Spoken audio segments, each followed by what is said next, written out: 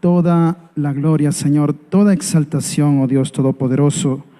Señor, venimos aquí delante de ti, Señor, con la intención, oh Dios, de que tú seas siempre glorificado en nuestras vidas, Señor. Que tu palabra siempre abunde en nuestros corazones y que tu carácter sea formado en nosotros, Señor.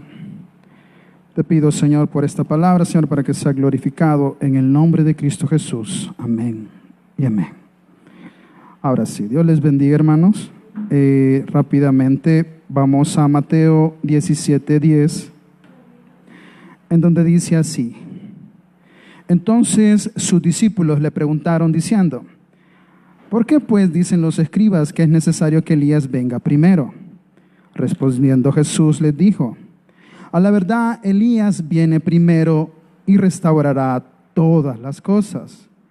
Mas os digo que Elías ya vino y no lo conocieron, sino que hicieron con él todo lo que quisieron. Así también el Hijo del Hombre padecerá de ellos. Entonces los discípulos comprendieron que les había hablado de Juan el Bautista. Gloria a Dios.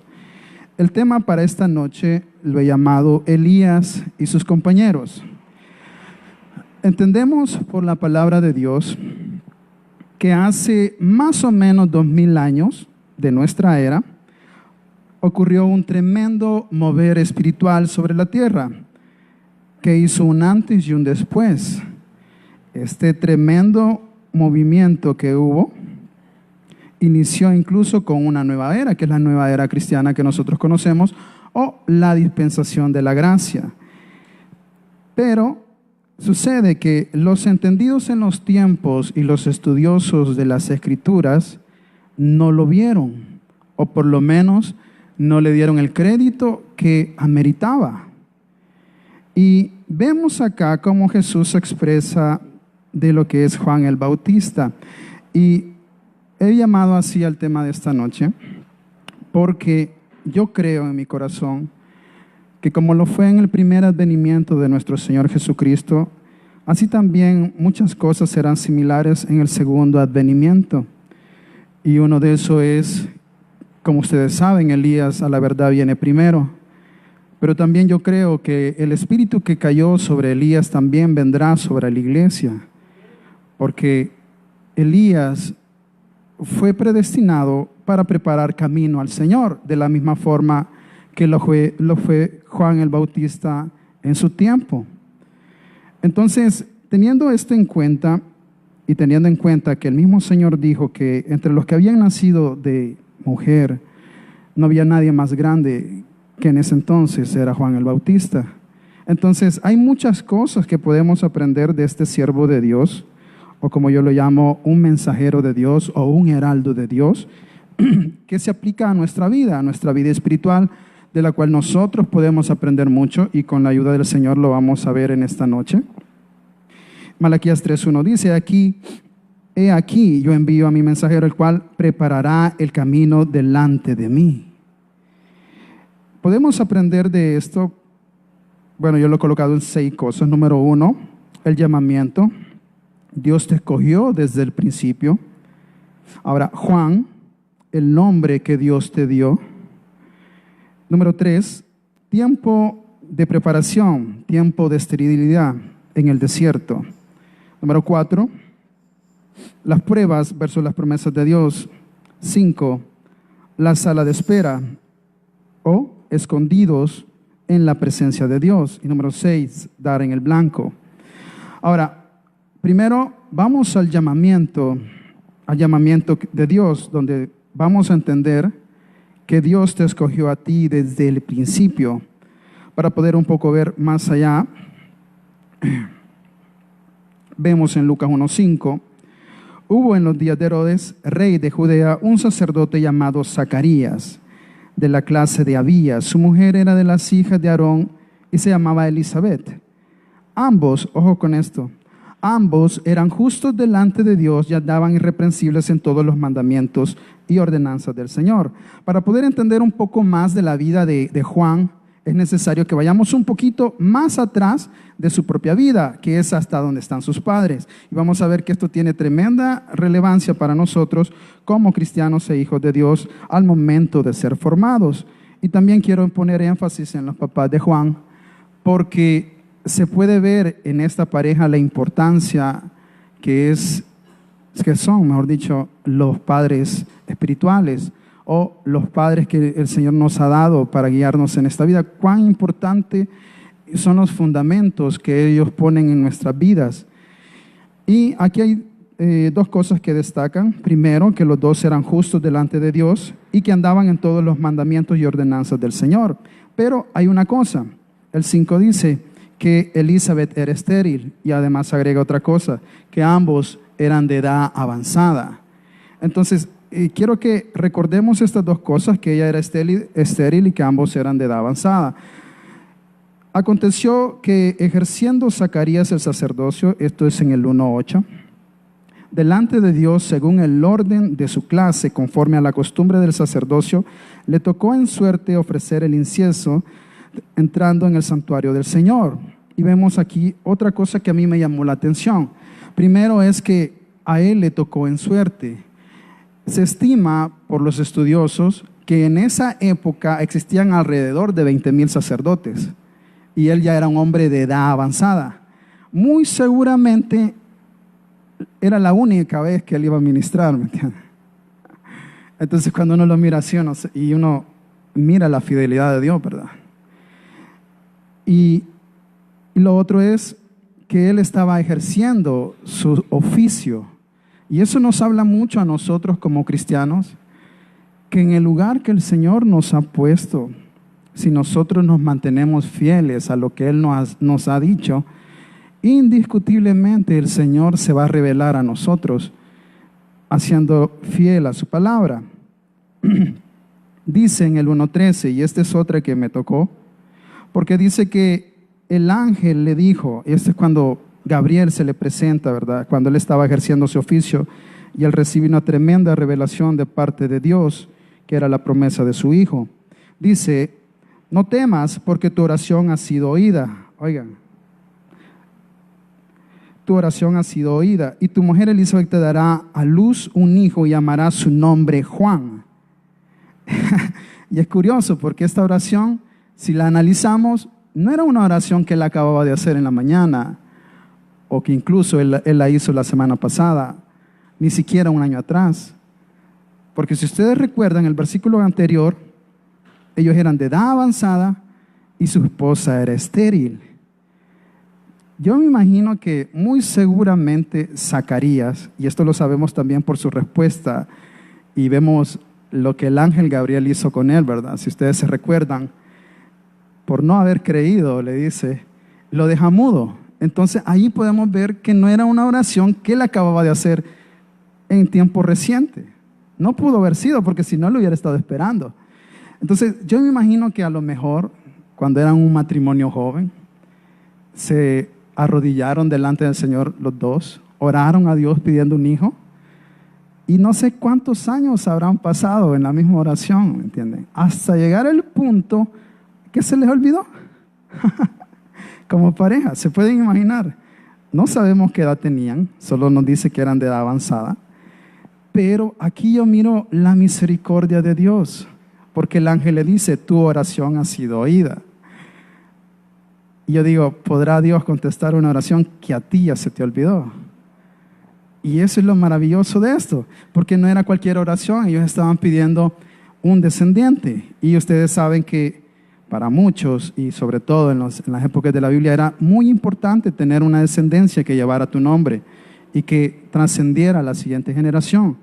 Entonces, vemos que Zacarías, aunque era un hombre fiel, en este punto, él estaba un poquito desconectado, ¿verdad? Tal vez por lo mismo, de que ya era un hombre de entrada de edad, y por lo otro que su mujer era estéril. Entonces realmente él ya no estaba esperando, y eso a mí me da otra pauta, porque muchas veces nosotros deseamos cosas delante del Señor, anhelamos tener cosas, y no necesariamente cosas malas, sino incluso cosas espirituales, como lo puede ser un ministerio, como lo puede ser un automóvil que va a beneficiar no solamente a ti, sino a tu familia. O sea, no necesariamente cosas malas, pero aún esas cosas el Señor no las pide realmente.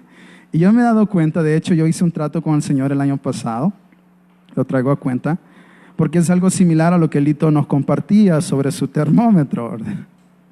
Yo hablé con el Señor porque realmente me di cuenta que en mi vida, cada vez que yo procuraba algo para el Señor, y esto es procurando algo para el Señor, en mis propias fuerzas siempre lo echaba a perder. Entonces yo sentía que quería avanzar un paso y daba 2 pasos hacia atrás, y para mí era bien frustrante. Entonces al fin que dejé de pelear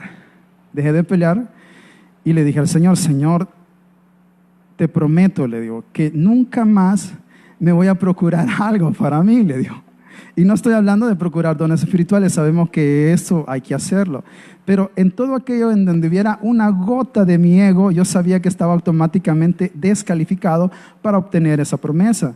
Entonces le dije al Señor: no voy a procurarme nunca más algo para mí. Si veo una tan sola gota de ego de eso en mí, automáticamente te lo dejo a ti.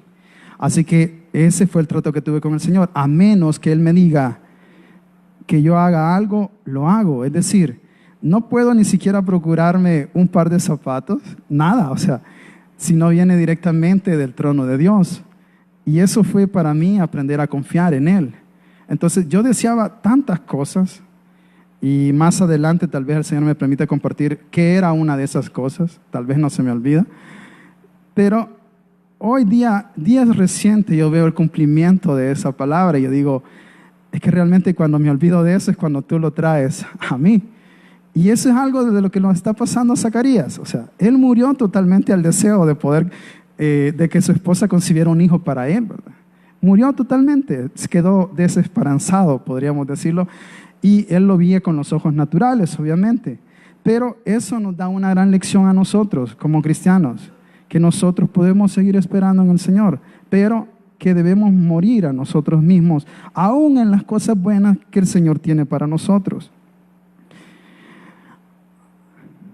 Ahora, importante recordar que se le dio un nombre a Juan y no se lo puso su papá, no era alguien relativo de él, es decir, no era su abuelo, no era su tío o alguien de la familia o alguien muy querido, sino que era un nombre específico para este siervo de Dios.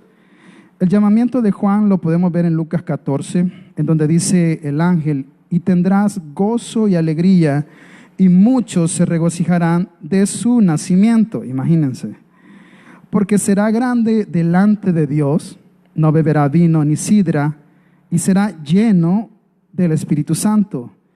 Juan era una primicia de la era de gracia, de la dispensación de la gracia. Era una especie de primicia. Aún desde el vientre de su madre, dice, y hará que muchos de los hijos de Israel se conviertan al Señor Dios de ellos. E irá delante de él, irá delante de él con el espíritu y el poder de Elías, para hacer volver los corazones de los padres a los hijos y de los rebeldes a la prudencia de los justos. ¿Para qué? Para preparar al Señor un pueblo bien dispuesto.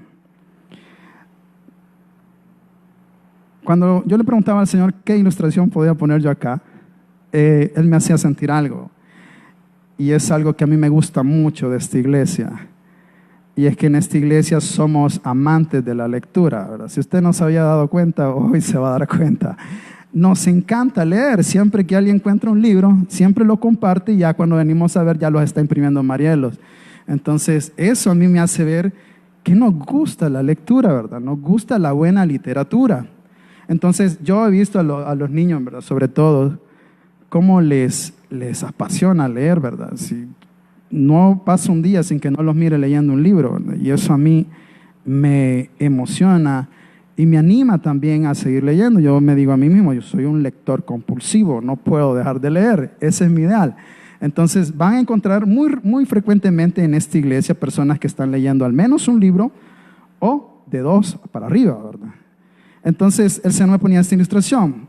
Ahora, sabiendo que nos gusta la lectura, imagínense ahora a un escritor, el de su elección, ¿verdad? El favorito que ustedes tengan. Tal vez el escritor ya no está vivo, tal vez escribió una gran saga, no sé, algo que destaque, ¿verdad? Por ejemplo, a mí el Señor me ponía Juan Bunyan, que incluso era un escritor que tuvo su obra maestra en lo que ustedes conocen como el viaje del peregrino.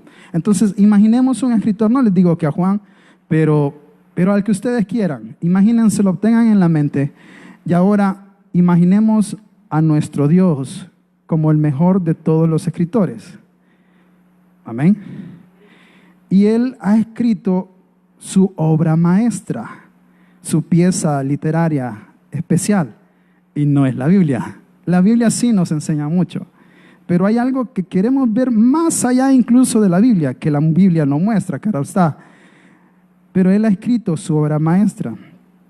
Ahora, como un escritor que ya tiene su obra literaria, muy famosa además, Él tiene un plan para nuestras vidas y nosotros somos como actores. Ahora, este escritor quiere llevar al cine, digamos, ese libro, pero para lo cual está buscando actores, ¿verdad?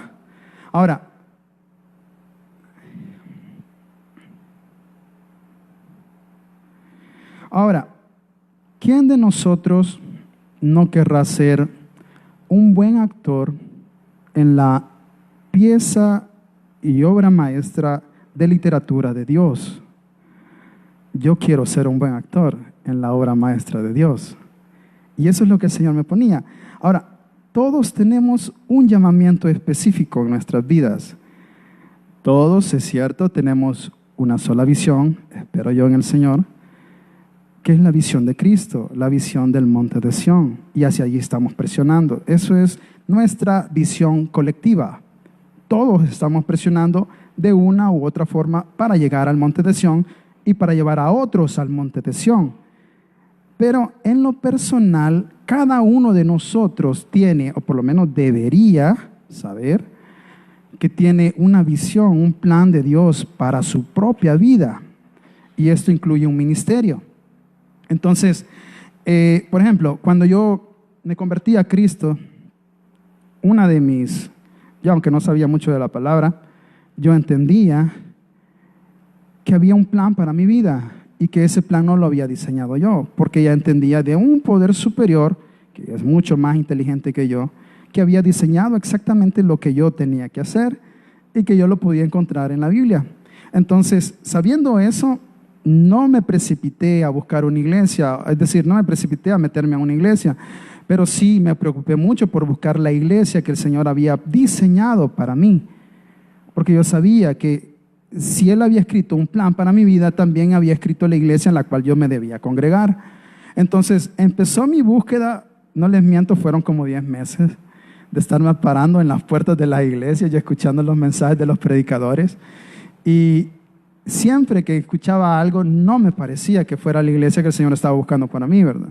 Entonces recuerdo que al final, ya bien frustrado, incluso intenté ir a una iglesia de otra denominación. Y procuré, a mí no me gustaba la palabra de esa iglesia, cómo el predicador se expresaba y todo eso, pero me hice el esfuerzo porque mi familia ya asistía a esa iglesia. Entonces escuchaba todos los días, sin mentirles, todos los días escuchaba la palabra que se predicaba en esa iglesia por los radios, ¿verdad? Pero llegó el tiempo decisivo para ir a esa iglesia. Yo le digo al Señor, bueno, voy a tu iglesia tal día, te voy a ir a adorar, te voy a ir a exaltar, voy a estar con tu pueblo, pero necesito una prueba, le digo. Y yo le puse una prueba, por decirlo así, que el Señor me revelara a través de esta prueba si esa era la iglesia o no. Y la prueba nunca llegó. Entonces me frustré increíblemente. Yo casi que llorando le decía al Señor, ¿por qué no quieres que yo me congregue? ¿Por qué no quieres que yo empiece a ir a una iglesia? Y Él en esa semana respondió todas mis inquietudes. Me hizo acercarme a una hermana de esta congregación que me presentó el mensaje. Yo vine a esta congregación, escuché la palabra de Dios y supe por el testimonio que yo había pedido, esa prueba que les digo que no recibí la primera vez, sí la recibí por el Espíritu Santo. Y fue increíble. Así descubrí que esta era la iglesia que el Señor había diseñado para mí. Entonces, ojo con esto, porque es importante que nosotros discernamos delante del Señor a qué estamos llamados. Porque si no, vamos a pasar dando vueltas y vueltas y vueltas sin encontrar un rumbo definitivo para nuestras vidas. La profesión que el Señor te dio, incluso eso, ahí el Señor se puede revelar a sí mismo, revelar su carácter y revelar su voluntad para tu vida. Yo aprendí mucho de mis trabajos seculares. Yo le pregunté al Señor muchas veces por qué estaba yo en ese lugar específico, por qué estaba aguantando tantas cosas. Y Él, créanme que me respondió a cada una de ellas, hasta el fin que me reveló qué es lo que yo tenía que hacer para agradarlo a Él. Ahora, también se le dio el nombre de Juan. Juan tiene dos significados que a mí me gustaron mucho. Uno es que Dios tiene gracia, por eso es que a veces Juan lo traducen como lleno de gracia. Y el otro es el que le es fiel a Dios. Ahora, los nombres, como dice Pastor Brian Bailey, tienen un significado y revelan dos cosas. Uno es el ministerio y dos es el propósito eterno que nosotros tenemos. Así que fuera bueno, hermanos, que cada uno de nosotros investigara qué significa su propio nombre. Y algunos incluso ya van más adelante porque el Señor ya les reveló su segundo nombre. Porque como Jacob nosotros vamos a cambiar de nombre. Entonces yo todavía no he llegado ahí. Le estoy pidiendo al Señor que me revele cuál es mi segundo nombre. Porque quiero saber más de lo que tengo que hacer en el futuro. Y los nombres sin duda nos revelan mucho de lo que nosotros vamos a hacer en el futuro. Ahora, vemos en la vida de Juan que hubo muchos tiempos de soledad. Casi no podemos leer en la Biblia sobre cómo fue su preparación, pero sí sabemos que él habitaba en el desierto. Y en el desierto es un tiempo de esterilidad, pero también es un tiempo de preparación. Ahora, vuelvo de nuevo a los padres de Juan, porque ellos fueron una pareja estéril. Y hay tres razones por las cuales la esterilidad se puede dar en la vida de un cristiano. Número uno, por causa del pecado. Eso lo vemos en Samuel 6:23, no lo vamos a leer, pero ahí podemos ver a Mical, la esposa de David, que por haber menospreciado al rey, ella no volvió a tener hijos, entonces ella quedó estéril, y eso es por causa del pecado. Ahora, no fue el caso de Zacarías y Elizabeth, porque como ya lo vimos, ellos eran fieles delante del Señor, ¿verdad? Y eran buenos. Entonces, no era el caso de ellos. La otra, número dos, es por las pruebas, porque en el desierto vamos a ser probados. El pueblo de Israel fue probado 10 veces y lamentablemente las 10 veces reprobó. Número tres, para formación de carácter. Y es importante en los desiertos, porque en los desiertos el Señor nos enseña a ser humildes. Y la humildad es uno de los tesoros o una de las partes de nuestro carácter que más difícil es de moldear. Y es por nuestro ego, ¿verdad? Estamos tan grandes en nuestra forma de pensar que incluso cuando creemos tener la razón sabemos que no la tenemos y neciamente nosotros seguimos perseverando en lo que nosotros pensamos. Y realmente debemos entender que es una misericordia de Dios que nosotros pasemos por momentos de esterilidad. ¿Se pueden imaginar si alguien de primas a primera que va entrando al reino de los cielos se empezara a reproducir? No digo que Dios no lo pueda hacer, pero gracias a Dios en mi vida no fue así. Porque yo tenía muchos defectos de carácter con los cuales todavía el Señor está trabajando, muchos de ellos.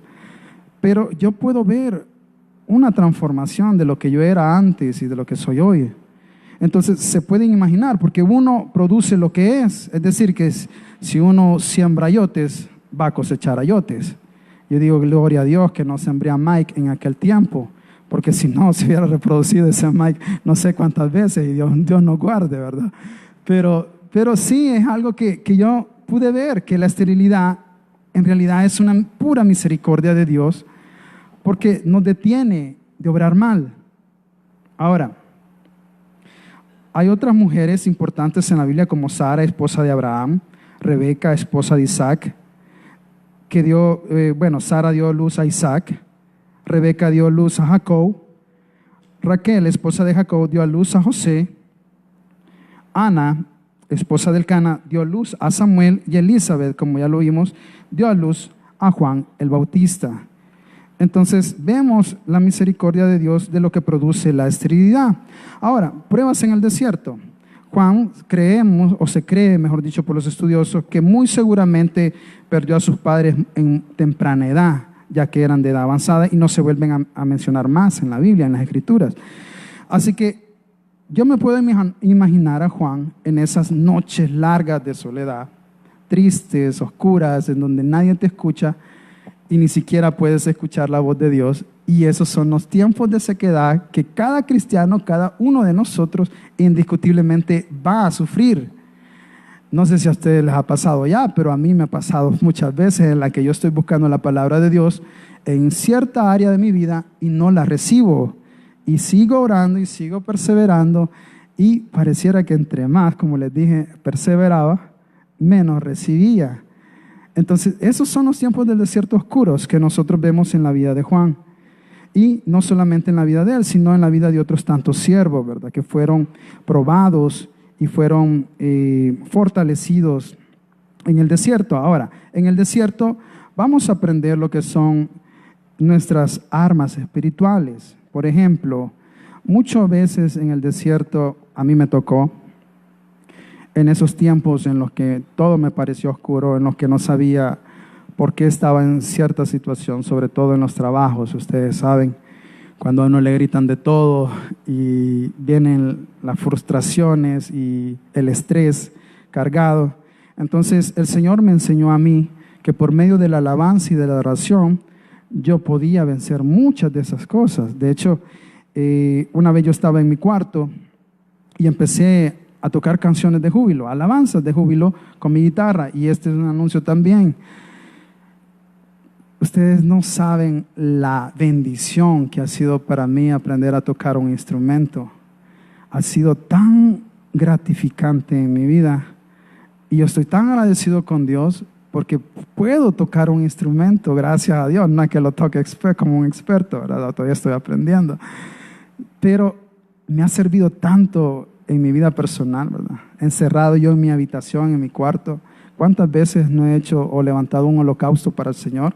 Y en una de esas veces estaba el ambiente tan opresivo y no podía tocar o cantar adoraciones, pero el Señor me dijo, canta júbilo. Y empecé a cantar de estas que nos gustan, de el ejército de Dios. Y era increíble, hermanos, cuando yo empecé a tocar ese instrumento y empecé a cantar canciones de júbilo que hablaban del ejército de Dios, el Señor me mostró una visión. Y había cientos de demonios que no se chocaban unos contra otros, queriendo salir de mi habitación por la puerta. Y era increíble cómo yo miraba sus colas, sus cuernos tan horribles, pero entre ellos no soportaban el júbilo. Entonces querían salir de la habitación y eran tantos que no podían, se rebotaban. Y yo ahí pude ver el poder de la alabanza dentro del desierto. También la adoración. Alguien me dijo una vez, estás tan bendecido, me dice el Señor, porque yo he visto cómo tiraron aquella vez, me dijo, pero como te vas a tu cuarto y adoras, ahí tú te desahogas. Y es cierto, ¿verdad? El pastor una vez nos compartía que muchas veces tenemos este animal dentro de nosotros, y él le dice engorilado, ¿verdad? Y yo he visto esa bendición, ¿verdad? De irse a encerrar al cuarto cuando estás molesto con tu hermano o tu hermana, ¿verdad? Y irte allá a lo profundo de tu habitación y empezar a adorar al Señor, ¿verdad? ¿Cómo gratifica eso en las pruebas que el Señor nos da? Ahora, también otra arma que nosotros aprendemos en el desierto es la oración. Y esa es la dependencia de Dios. Saben, yo he estado leyendo mucho sobre las biografías de los cristianos actuales, de los más recientes, ¿verdad? Y es increíble cómo se ve en la vida de cada uno de ellos la dependencia que tienen, o que tenían, mejor dicho, del Señor Jesucristo. Y vemos dos factores importantes, que ellos siempre atacaban con la palabra y oración, pero nunca solamente con una. Y cuando ellos pensaron que habían encontrado uno, resulta que en la biografía de este cristiano encontraron que él se levantaba a las 3 de la mañana, me recuerda a alguien, por cierto, pero se levantaba a las 3 de la mañana y oraba e intercedía 3 horas completas, se pueden imaginar. Entonces, ese es mi anhelo y la petición que yo le hago al Señor. Permíteme a mí también ser de esta clase de cristianos, le digo. Y en el nombre de Jesús ahí vamos caminando, ¿verdad? Otra arma, como ya lo dije, es la palabra. Pero esta la quiero unir a la cuarta, que es la autoridad. Hay una imagen que a nosotros se nos presenta, que es que nosotros somos hechos como flecha. La flecha, la punta, la parte metálica, habla de la palabra de Dios, y esto nos muestra que como cristianos nosotros debemos ser diestros en la palabra de justicia. Ahora, la segunda parte es la parte de madera, y esto habla de nosotros como nuestra humanidad. Es decir, que habla de forjar la humildad dentro de nosotros. Y para esto se va a requerir que el Señor tome sus instrumentos y nos empiece a lijar y a lijar y a lijar. De hecho, la palabra que ocupan, no recuerdo la palabra que ocupa, pero en sí significa sacar brillo. Si pueden imaginar, para que una madera agarre brillo, todo el proceso que tiene que pasar. Ahora, hay otra parte de la flecha, que es la parte de atrás, y esa le dicen el timón de la flecha, o también la culatilla. Y curiosamente, esta flecha o esta parte de la flecha está formada generalmente por plumas, y son 3 plumas las que están ubicadas transversalmente, ¿verdad? Ahora, yo le preguntaba al Señor, ¿qué significan las plumas en la palabra de Dios? Y el Señor me dio este salmo, Salmo 45:1. Rebosa mi corazón palabra buena, dirijo al rey mi canto, dice. Mi lengua es pluma de escribiente muy ligero. Y es que esta parte nos habla de la palabra de Dios, que es el manual que nosotros tenemos para dirigirnos en esta vida, ¿verdad? Si algo está en contra de la palabra de Dios, automáticamente nosotros damos vuelta atrás y recurrimos para ver el mapa que Dios ha diseñado para nosotros. Ahora, también hay pluma mentirosa, dice en Jeremías 8:8. ¿Cómo decís, nosotros somos sabios? Y la ley de Jehová está con nosotros? Ciertamente la ha cambiado en mentira la pluma mentirosa de los escribas. Y el Señor me hablaba que esto es similar a las falsas doctrinas o doctrinas de demonios o mandamientos de hombres. Entonces el Señor nos va a enseñar a cada uno de nosotros, cuando seamos formados y cuando seamos preparados en todas estas pruebas del desierto, para hacer una flecha que pueda dar al blanco. Y consta de 3 partes, como ya la vimos. Ahora, viene otra parte en la vida de Juan, que es la sala de espera, le digo. Y esto no solamente en la vida de Juan, sino en la vida de cada uno de nosotros. Muchos de nosotros, si fuera el caso del Señor Jesús, ustedes entenderán que Él no había pecado en Él, ¿verdad? Entonces no había por ahí cómo cortar, ¿verdad? Si Él ya era perfecto. Pero sí vemos que el Señor Jesús, aunque estaba listo para empezar su ministerio, podríamos decir, entre comillas, a los 12 años ya teníamos un niño que estaba maravillando a los maestros de la ley. ¿Y qué fue lo que él dijo? Dijo, ¿no sabías que en los negocios de mi padre me es necesario estar? Decía él.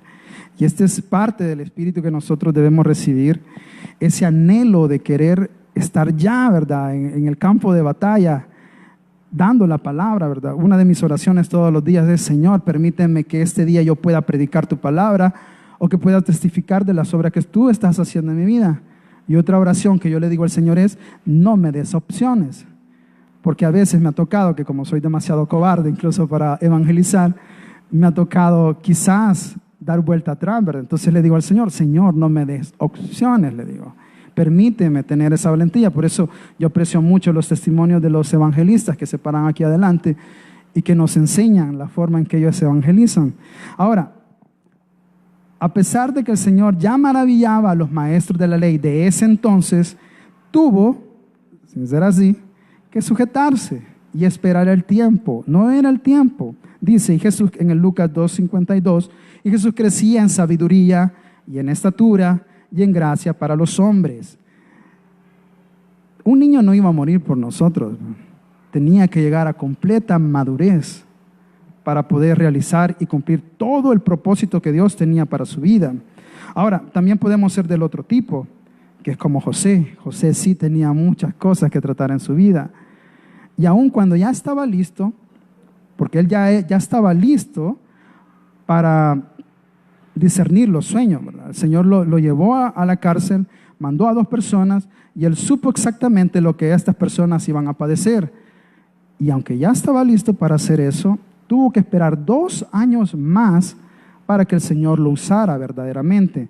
Entonces hay 2 cosas que podemos aprender ahí. Primero, es que cuando estamos en la sala de espera, aunque ya estemos listos, muchas veces el Señor nos va a guardar en su aljaba, y a eso yo le llamo estar escondidos en la presencia de Dios, como lo estuvo Jesús. No sabemos mucho del tiempo de preparación que él tuvo entre ese transcurso, pero sin duda sabemos que él estaba escondido en la presencia de Dios, esperando el momento exacto para ser lanzado. Ahora también sabemos que él no podía ser lanzado sin que antes Elías viniera. ¿Qué quiere decir? Que si Juan no estaba listo, él tampoco podía ser lanzado. Entonces muchas veces en nuestro ministerio nos va a tocar esperar a que el pueblo que está delante de nosotros sea también preparado, porque la preparación no es solamente para el mensajero, sino para la gente que va a recibir el mensaje. Y como José, también vamos a ser tratados para que un día podamos ser lanzados, pero también tengamos esta esperanza, que ya estando en la aljaba de Dios, como todo buen cazador, de un momento a otro, él va a necesitar alzar su mano hacia atrás y colocarla en la flecha, y va a ser algo instantáneo, ¿verdad? Como lo hace un cazador. Ahora, nuestra esperanza es que nosotros podamos dar al blanco. No me queda mucho tiempo ya, pero podemos ver en la vida de Juan cómo él tuvo éxito en su ministerio. Se estima que fueron alrededor de 2 millones de personas las que Juan y sus discípulos lograron bautizar. También sabemos que muy probablemente 2 de sus discípulos, si tenemos el de uno, pero se cree que el otro es Juan, ¿verdad? Y uno de estos 2 discípulos, hermano de Pedro, también formaron parte de los que le seguían a él. Pero él tuvo una revelación aún más alta de lo que era el Hijo de Dios.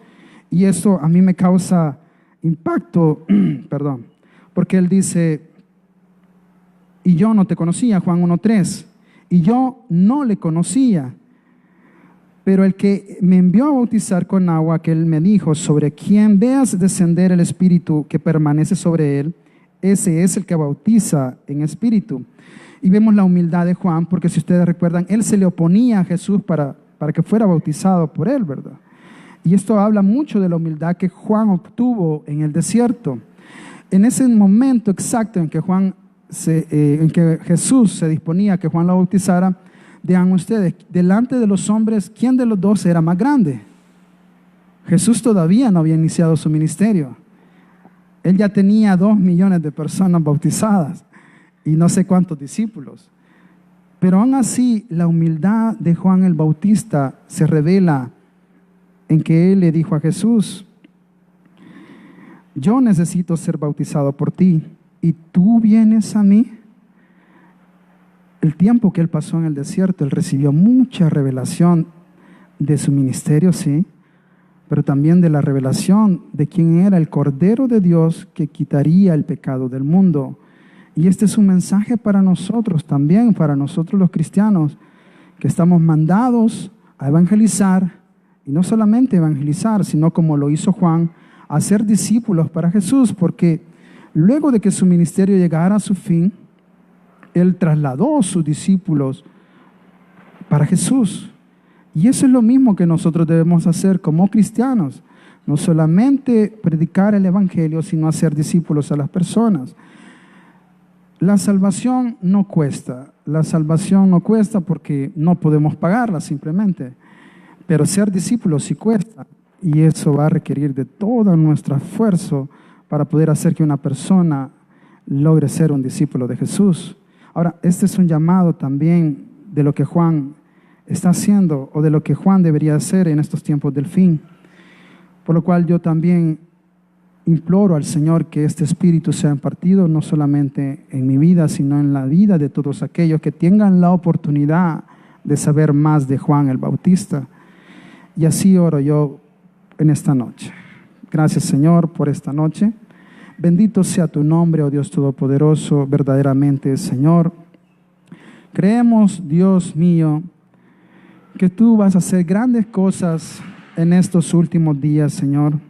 Pero también creemos, oh Dios, que tú estás preparando a un pueblo bien dispuesto, Señor. Señor, permítenos a nosotros, Señor, ser parte de ese pueblo, Señor, de ese espíritu que tú depositaste en aquel tiempo, en tu primera venida, para ahora implementarlo en tu segundo advenimiento, Señor. Permítenos ser, Señor, palabra fiel y verdadera en nosotros. Crea en nosotros un corazón humilde y contrito, Señor, con el cual podamos ir y predicar a las naciones, Señor. Te lo pedimos, Señor, en el nombre de Cristo Jesús. Amén y amén.